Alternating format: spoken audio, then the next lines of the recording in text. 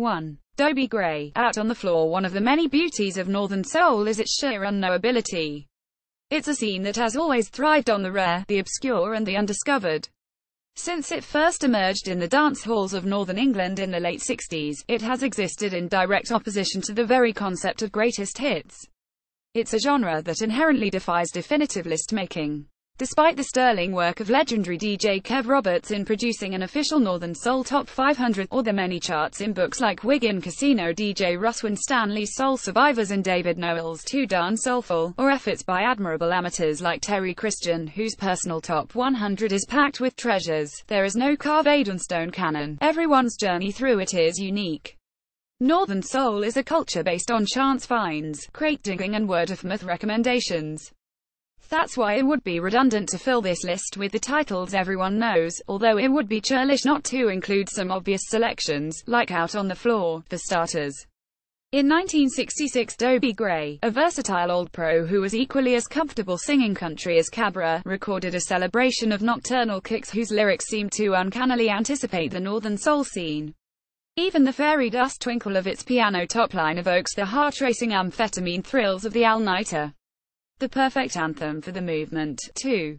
Yvonne Baker, UDIDNT Say a Word. Many of the feathercut kids in their three-star tops, flare-flapping Oxford bags and slippery Soleil shoes would have known this is the James Bond song.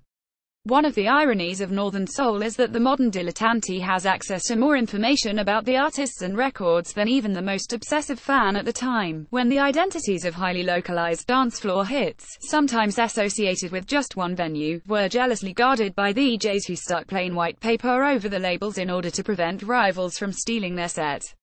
The James Bond song was nicknamed because its underlying melody bore a pronounced resemblance to the 007 gun barrel theme.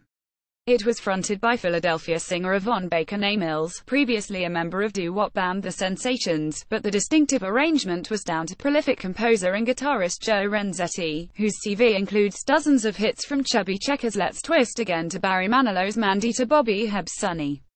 Tellingly, Renzetti was a film buff who would later pick up an Oscar for his work on the Buddy Holly story. Indeed, a funkier recording by co-writer Gene Wells would later end up on an actual film soundtrack for 2014 YSL biopic Saint Laurent. UDIDNT Say a Word is a classic flip disc at first, merely the B-side to Baker's 1967 torch ballad To Prove My Love Is True, until DJs discovered its club-friendly potential. It quickly became one of the most sought-after singles on the scene at one point. Even a bootleg would set you back £50, and is sufficiently iconic that a t-shirt bearing only its title and a mock-up of the Bond gun barrel is available. No further explanation needed. 3. The Tomangos. I Really Love You. It's reductive, of course, to describe Northern Soul as failed Motown, but there's a grain of truth in that. In the wake of the Detroit label's success, scores of tiny startups across the states attempted to replicate the Hitsville sound on a budget, often with small-batch, one-off local releases by artists who would never record again, providing a rich seam of rare vinyl for Northern Soul DJs to mine in future years. On which reckoning, Michigan band the Tomangos were basically the faux tops, right down to having their soul single engineered by one Dr. Edward Wolfram, who frequently worked for Motown, as well as making every sound tech's life immeasurably easier by inventing the die box. Originally on Washpan, the label run by Gino, not to be confused with Gino Washington, I Really Love You is the Tomangos' only known release. For years, mystery surrounded the identity of the band, thought to be named after 1958 slave rebellion drama Tomango. Persistent rumors had it that the vocalist was prolific Detroit singer Dusty Wilson, and the musicians Bob Sedge's backing band The Last Heard. In fact, the Levi Stubbs-esque lungbuster was Dusty Williams, whose impassioned performance has you worrying he'll give himself a pulmonary hernia. The record's charm lies in the way that Williams' angst is set against cheerfully out-of-tune mariachi carnival horns. A standout track on the Wigan Casino Story compilation, itself as good a Northern Soul primer as any. 4. The Fascinations. Girls Are Out to Get You. By the early 70s, Northern Soul had the power to turn little-known oldies into hit singles.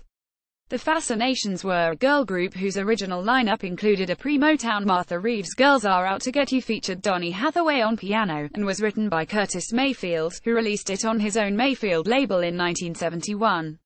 Despite that impressive pedigree, it made little impact at the time. However, its euphoric woos and concise gone in 120 seconds punch made it a floor filler on the scene. It was opportunistically re-released by Polydor subsidiary Mojo in 1971, propelling it into the UK Top 40 and prompting the Fascinations, who had disbanded 2 years earlier, to briefly reform for live performances. The song's seemingly feminist title has made it a perennial favorite of hipster mixtapes and all-girl theme nights, but on closer inspection, its message is actually the opposite: a dire warning to slavishly dote on your man, lest one of your treacherous fellow females should snatch him away. Be sure to treat him like a king, sitting on his throne. 5. Mike Post Coalition. Afternoon of the Rhino. Mike Post is the composer of countless American TV themes, including The A-Team, The Rockford Files, Magnum Pi and Hill Street Blues. The enigmatically titled Afternoon of the Rhino was an obscure track on Post's 1975 album Fused, until DJ Ian Levine, whom more later began playing it at the Blackpool Mecca, prodding WEA into putting it out as a single. Northern Soul was christened by London-based blues and soul writer Dave Godin after a visit to the Twisted Wheel in Manchester, but many of its most popular tunes were not soul at all. The scene was spectacularly omnivorous and utility-focused. As long as you could dance to it, nobody cared where a track came from. Afternoon of the Rhino is a classic example of novelty northern, a category which also included the similarly silly Pepper Box by the Peppers, and Mega Sling harmonica workout Groovin' with Mr. Blow by Mr. Blow. At revival nights in the 90s, you'd even hear Keith Mansfield's Grandstand theme get the odd play. A daft instrumental tune, featuring piano by Mike Melvoin, father of Prince and the Revolution member Wendy. Rhino consists of 2 minutes 17 seconds of brassy orchestral urgency and pounding beats, lending itself perfectly to the karate high kicks, figure skating pirouettes, and proto-breakdancing backspins of the scene's most exhibitionist dances. A vocal version of Afternoon of the Rhino later emerged, renamed Dreaming Up a World of Fantasy and credited to the Charades, but the lyrics contained no mention of megafauna, leaving the title's secret meaning between Mike and his bedpost. 6.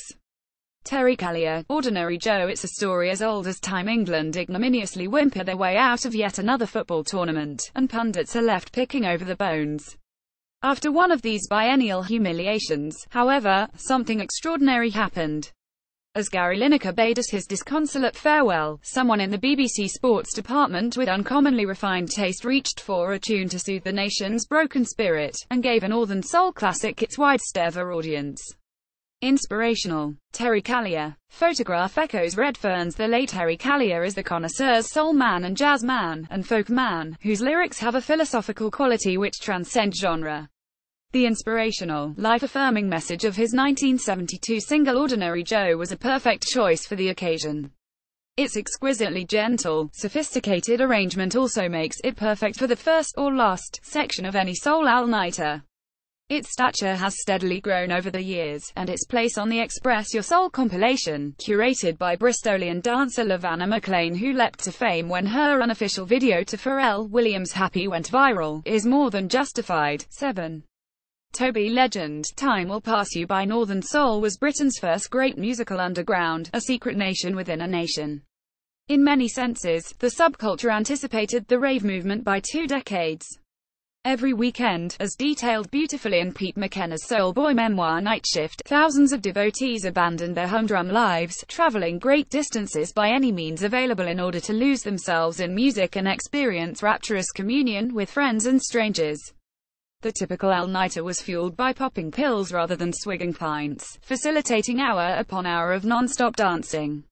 As dawn broke over the Wigan Casino, and the time approached for dancers to grab their bowling bags, change out of their perspiration-drenched hair into fresh clothes, and think about bunking onto the milk train back to normality, the same 3 songs would herald the end of the all-nighter.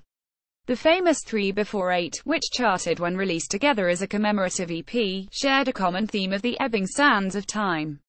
They were Long After Tonight Is All Over by Jimmy Radcliffe, I'm On My Way by Dean Parrish, and the pick of the trio, Time Will Pass You by Alabama-born Toby Legend Nay Lark. Written by Englishman John Rhys Edens of Sax Mundum, Suffolk, and later covered by Kylie Minogue, this 1968 single was an elegant and poetic memento mori to live fully in the moment and be cognizant of the fleeting nature of existence. Passing seasons always fade away, into misty clouds of autumn grey as I sit here looking at the street, little figures, quickly moving feet. 8. Wayne Gibson, Under My Thumb. The dancers who dipped and span and slid to Wayne Gibson's Under My Thumb at the casino, Torch and Twisted Wheel would in most cases have been gobsmacked to learn that they weren't hearing the voice of a black soul singer from Tennessee or Georgia, but a white South Londoner with a Peter Wyngarde mustache. It's a peculiar detail of Northern Soul that while the majority of the scene's all-time classics may have been black American soul singles unearthed by the DJs taking transatlantic trips, as Richard Serling did when he discovered Gloria Jones' Tainted Love on a buying jaunt to Philadelphia in 1973, anything up to 20% of its most famous songs actually came from white vocalists like Judy Street, Frankie Valli, Tony Clark, R. Dean Taylor and the aforementioned Dean Parrish. Anything with a suitably emotional vocal or a suitably driving backbeat was ripe for plundering, no matter who the singer was.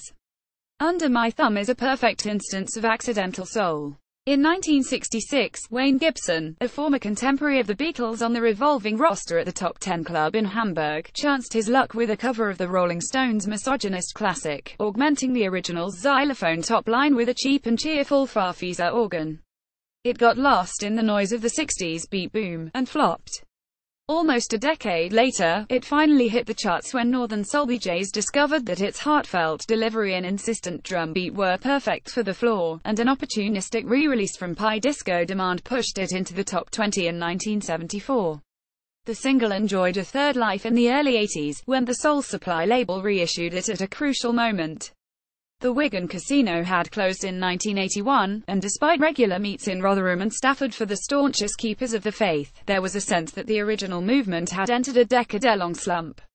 However, a new generation, too young to have frequented the casino themselves, were curious to find out about the scene that had inspired 80s pop heroes like Soft Cell, Dexys Midnight Runners and the Style Council.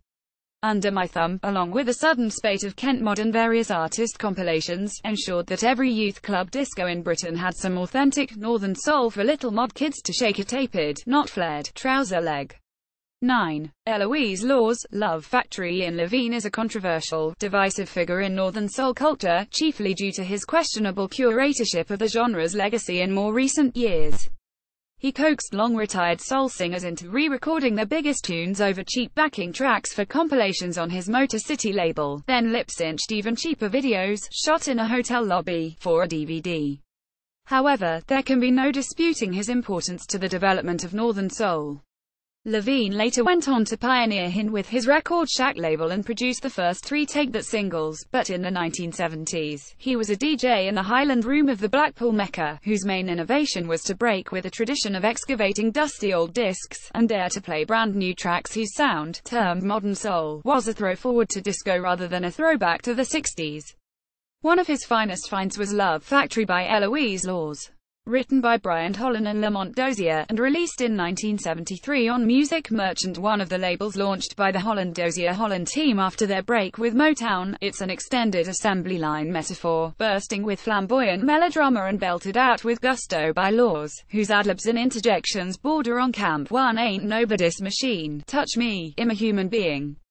More than almost any other Northern Soul track, its failure to become a world-conquering smash hit single is staggering. 10. Seven Dwarfs, Stop Girl. The most exciting Northern Soul tune is always the next one you discover. Stop Girl by Seven Dwarfs, picked up not long ago from the record stall at an all-dayer for just £6, mainly out of curiosity piqued by that ungrammatical pluralization, just happens to occupy that place. Seven Dwarfs were a Pennsylvania garage band fronted by singer-keyboardist Robert Zimmerman, not that one, and the pile-driving Stop Girl, based on a filthy fuzz guitar riff shamelessly indebted to the Stones' Satisfaction, would nowadays just as likely be deemed freak beat as Northern Soul. Whether it was a stone-cold floor filler across the entire North, or merely got a couple of cursory plays at Vava's in Bolton, is of no consequence. That's not how it works. The present-day dabbler, with no memories of sweat-soaked 70s Saturday nights, is freed from the shackles of nostalgia or historical accuracy, with no obligation other than taking a wild punt and seeing where it leads. The knowledgeability of hardcore devotees can be daunting, but Northern Soul is too glorious to leave to train spotters. The fun lies in following your own path, and finding your own Stop Girl. So jump in. It'll never be over for me, to quote the Timmy Euro tune. Or for you.